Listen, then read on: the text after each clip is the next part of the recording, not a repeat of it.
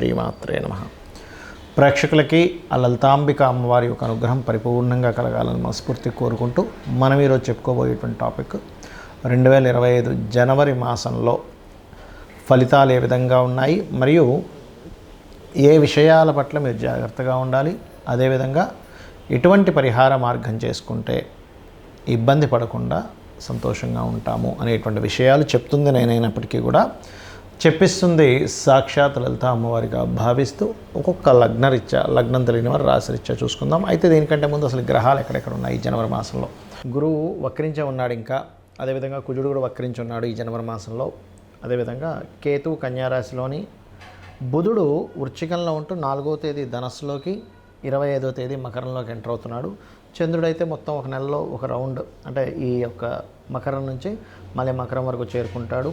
రవి 14వ తేదీ ధనస్సులోకి, ధనస్సు నుంచి మకరంలోకి, శుక్రుడు శని కుంభరాశిలో ఉన్నాడు. ఈ శుక్రుడు మీనంలోకి రాహువుని చేరుకుంటాడు, రాహు మీనంలో ఉన్నాడు. 28వ తేదీ చేరుకుంటున్నాడు. అంటే ఆల్మోస్ట్ నెల రోజులు మొత్తం శుక్రుడు ఇక్కడే ఉంటాడు. తులాలగ్నము తులారాశి. తులవారికి కనుక చూసుకున్నట్లయితే ప్రస్తుతం లగ్నాధిపతి అయినటువంటి శుక్రుడు పంచమ స్థానంలో ఉన్నందుకు క్రియేటివ్ రిలేటెడ్ వాటిలో చక్కగా కలిసి రావడం. కాకపోతే మీకు దశమ స్థానంలో ఉన్నటువంటి కుజుడు వక్రించి భాగ్యంలోకి వెళ్తున్నందుకు కొంచెం తండ్రి తరపు వారు లేదా మాస్టర్స్తోని మీకు ఒకప్పుడు గైడ్ చేసిన వారితోని తెలియని ఘర్షణ వాతావరణం చూపిస్తుంది. అదేవిధంగా కాస్త ఈ రెండవ అధిపతి కూడా దశమ స్థానంలో వక్రించున్నందుకు ఉద్యోగ సంబంధించినటువంటి విషయంలో మారుతారు. కొన్ని మార్పులు లేదా ఉద్యోగ సంబంధించిన విషయంలో ప్రయాణాలైనా సరే ఖచ్చితంగా చూపిస్తున్నాయి. మీకు మూడులో రవి అనేటువంటిది కాస్త ఎవరితోనైనా ఏదైనా అగ్రిమెంట్స్ కానీ పెళ్లి చూపులకు సంబంధించినవి కానీ ఇట్లాంటివి కొంతవరకు 14 జనవరి లోపలే యోగిస్తుంది. 14 జనవరి దాటింది అనుకుంటే కనుక అక్కడ కలిగేటువంటి ఫలితాల్లో ఈ 4వ స్థానంలో లాభాధిపతి 4లోకి వెళ్తున్నాడు. కాబట్టి ఇది కొంచెం ఏదేమైనప్పటికీ కూడా ఈ మెడికల్ రంగాల్లో ఉండేటువంటి వారికి, మెడికల్ చదివేటువంటి వారికి, సైన్స్ సబ్జెక్ట్స్ చదివేటువంటి వారికి కొంత స్ట్రెస్ని ఇస్తుంది ఇక్కడ. ఎందుకు అంటే ఇక్కడ ఉండేటువంటి రవి కేతు చేత చూడబడతాడు. కాబట్టి ఈ యొక్క ఇది ఇక్కడ బలంగా చూపిస్తుంది. దాంతోపాటు వక్రించిన కుజుడు కూడా రవి మీద ఉంటాడు. కాబట్టి కాకపోతే సినిమా ఫీల్డ్లో ఉండేటువంటి వారికి, క్రియేటివ్ ఫీల్డ్స్లో ఉండేటువంటి వారికి మంచి యోగం చూపిస్తుంది. విదేశాలకు వెళ్ళి ఉద్యోగం చేద్దాం అనుకునేటువంటి వారికి, స్పోర్ట్స్ రంగాల్లో కలిసి రావడము ఇటువంటివి బలంగా ఉన్నాయి తులాలగ్నం వారికి కనుక చూసుకున్నట్లయితే. అయితే ఇక్కడ ఈ సప్తమ స్థానం అంటే జీవిత భాగస్వామి స్థానం ఏదైతే ఉందో మీ లగ్నం నుంచి సప్తమాధిపతి కుజుడు దశమ స్థానంలో వక్రించినందుకు మీ యొక్క జీవిత భాగస్వామి గతంలో ఏదైనా ప్రాపర్టీస్ కానీ ఏదైనా వెహికల్ కానీ కొన్నట్లయితే దాన్ని మార్చడం లేకపోతే దాన్ని తీసేసేయాలనే ఆలోచన చేస్తూ ఉంటారు ఈ సమయంలో. అలాగే కాస్త 12వ స్థానంలో కేతు ఉన్నందుకు చేసే ఇన్వెస్ట్మెంట్స్ విషయంలో కాస్త జాగ్రత్తగా ఉండండి. తొందరపడి ఇన్వెస్ట్మెంట్స్ ఏమీ చేయకండి. కేతు 12లో ఇంకొక 6 నెలలు ఉంటాడు. కాస్త ఈ 6 నెలల్లో కూడా కాస్త జాగ్రత్తగానే ఉండాలి చెప్పాలంటే. అయితే ఈ నెల వరకు చూసుకుంటే ఎలా ఉంది అని చెప్పి చూసుకున్నట్లయితే ఇక్కడ ఎప్పుడైతే 12వ స్థానాధిపతి తులాలగ్నాత్ 2వ స్థానంలో ఉంటున్నాడో ఇది కొంతవరకు విదేశీ ధనయోగాన్ని ఇస్తుంది. తులాలగ్నం నుంచి 6లో రాహు ఉన్నాడు వృత్తి స్థానంలో, 12వ అధిపతి 2లో ఉన్నాడు. ఈ దశమంలో ఉండేటువంటి కుజుడు కూడా వక్రిస్తున్నాడు. ఇవన్నీ ఏం సంకేతాన్ని చూపిస్తున్నాయంటే ఉన్న ప్రదేశం కాకుండా ఉద్యోగం కోసం వెతుక్కునేటువంటి వారు ఇతర దేశాలకు కావచ్చు, ఇతర రాష్ట్రాలకు కావచ్చు వెళ్ళడం ద్వారా మీకు ఖచ్చితంగా ఉద్యోగ యోగాలు కలుగుతాయి. ఇక మీరు చేయవలసినటువంటి దేవతా ఆరాధన కాళికా అమ్మవారి యొక్క ఆరాధన చేయండి. జ్యోతిష్శాస్త్రంలో ఉన్నటువంటి కొన్ని అపోహలు ఏమిటి, మిత్స్ అంటారు వాటిని, అంటే అనవసరంగా మూఢనమ్మకాలు అనుకోండి. ఇవి నేను మీకు ఈరోజు చెప్పబోతున్నాను, గుర్తుపెట్టుకోండి. ఏమిటవి అంటే ఇవి తెలియాలి. ముఖ్యంగా తెలియకపోవడం వల్ల కూడా ఇబ్బంది పడుతున్నారు చాలామంది అనుకునేది ఏమిటంటే ఏలినాడు శని, అర్ధాష్టమి శని, అష్టమి శని సమయంలో ఏదీ కలిసి రాదు అనుకుంటారు. అది పూర్తిగా తప్పు, గుర్తుపెట్టుకోండి. నేను 100% నేను రీసెర్చ్ చేసి చెప్తున్నాను. అష్టమ శని, అర్ధాష్టమి శని, ఏలినాడు శని కేవలం మీకు కొద్దిగా ఆలస్యము, అనుభవము, ఒక విషయాన్ని నేర్పేలాగా కర్మకారకుడు మీకు ఆ స్థానాల్లో ఉండి ఇస్తాడు.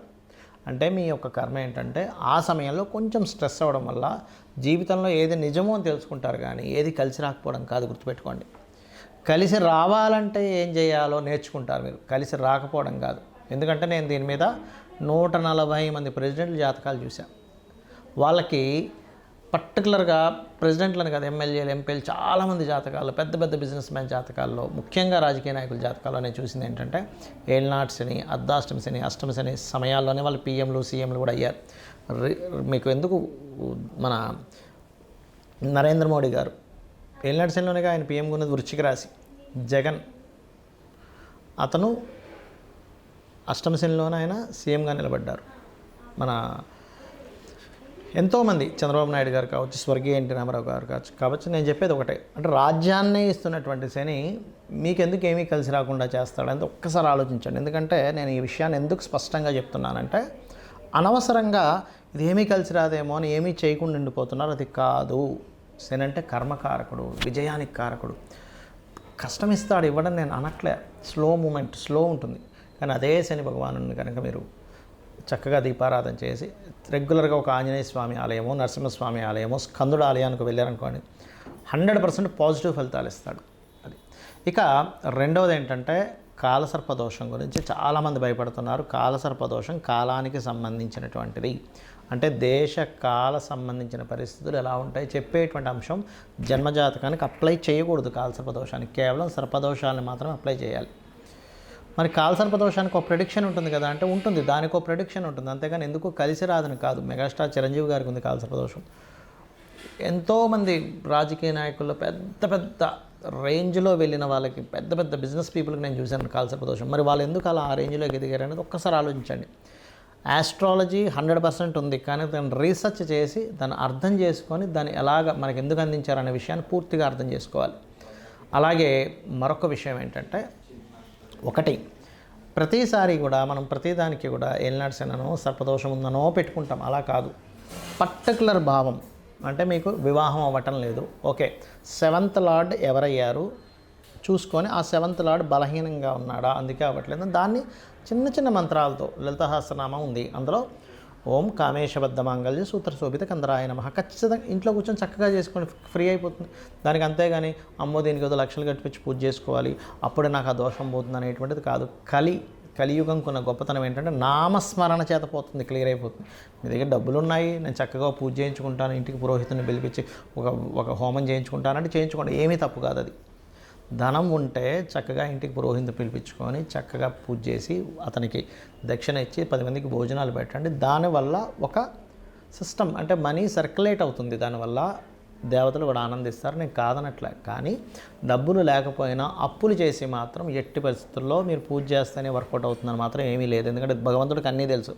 అయ్యా ఈ వ్యక్తి దగ్గర డబ్బులే ఉన్న దాంట్లో సంతృప్తిగా నాకు చేసుకుంటున్నాడు అని భగవంతుడికి తెలుసు. భగవద్గీతలో చాలా స్పష్టంగా చెప్పాడు ఆయన. ఏంటంటే మీరు గనక అంటే పత్రమైనను, పుష్పమైనను, ఫలమైనను, ఉదకమైనను ఫలాపేక్షరహితంగా నాకు సమర్పిస్తే నేను దాన్ని ప్రీతితో స్వీకరిస్తున్నాను అన్నాడు. ఉదకం అంటే చిన్న నీటి చుక్కండి. కాబట్టి ఎక్కడా కూడా ఇది చేస్తేనే అవుతుంది, లేకపోతే నాకు ఇది అవ్వదు అనేటువంటిది లేదు. నామస్మరణ చేయండి. కేవలం నామస్మరణ కూడా మిమ్మల్ని ఉద్ధరిస్తుంది. డబ్బులు ఉన్నాయి చక్కగా చేసుకోండి, ఏం కాదనట్లే. గో సేవ చేస్తారా, గోదానమే ఇస్తారా, పెద్ద పెద్ద హోమాలే చేస్తారా, యజ్ఞాలే చేస్తారా, మీ ఇష్టం. బట్ లేనప్పుడు మాత్రం అప్పు చేస్తేనే అవుతుంది అనేటువంటి మూఢనమ్మకం నుంచి బయటికి రండి ఫస్ట్ మీరు. అలాగే మరొక విషయం ఏంటంటే జ్యోతిష్యము, వాస్తు.